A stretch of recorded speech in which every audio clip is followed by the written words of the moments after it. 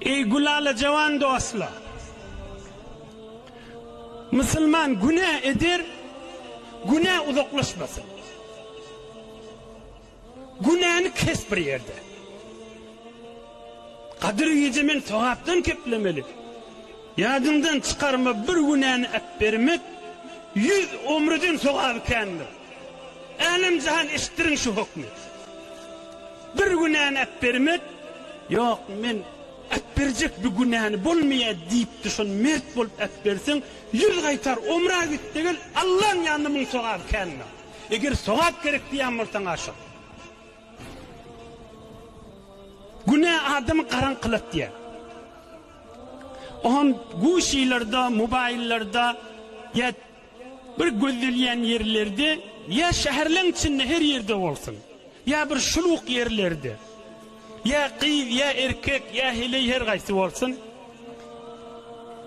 Türkmen haklı gözünü görüyor, şunu hoş geçiriyen yanık. Ya şoğlallar, şolun zindigisinde bereket yok. Fakat şu filmde şu gülüşün tesviri çekiptir. Öğünün karanqıdığın filmde tesviri çekiliyor mu? Kursağı karanqıdığı zindigiden bidardığı filmde tesviri çekiliyor mu? Dünyadan yadallığı filmde tesviri çekiliyor mu? Günü onun meşgursa aram bakşatıp yadadım şu dünyadan yani filmde tesviri çekiliyor mu? Yadığlı dünyadan. Şun zindigite yok. Ya hemen 3-4 kız ya hele bir öy icat ettirli, hey madam şunu gülüşyen kadip, öyde kızlımız gelinlimizden, şunun da kefini ağlanamasın. Güne akşam 2-çili, 3-çili, danatyança yatanak, hemen hoş geçiriyede.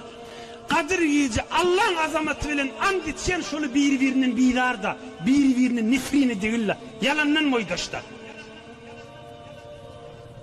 Şolun arzusu sizin zindiginiz yanık bir sadece zindigi taptala. Oğun bir gelini adırcık bolyalı erinin zindigisinden çıksın, te özleri yanık dargan olsun, iki dünyanın avarrası olsun. وَالَّذ۪ينَ كَفَرُوا لَوْ تَكْفُرُونَ كَمَا كَفَرُوا. Her kafir isteye bir Müslüman kafir olsunlar. Şolları da hoş geçiriyem kadiyemem. Her güller şolları kıyamatta. Hala şu filmde gözleyen zat, hala gözünüz bilen bazılarda görüyen zatını. Mıdaman karanlıkta gezip beyda. Şun kellesinden te ayağının eteğine çili zerre erzeşi yok da. Ne adamların yanına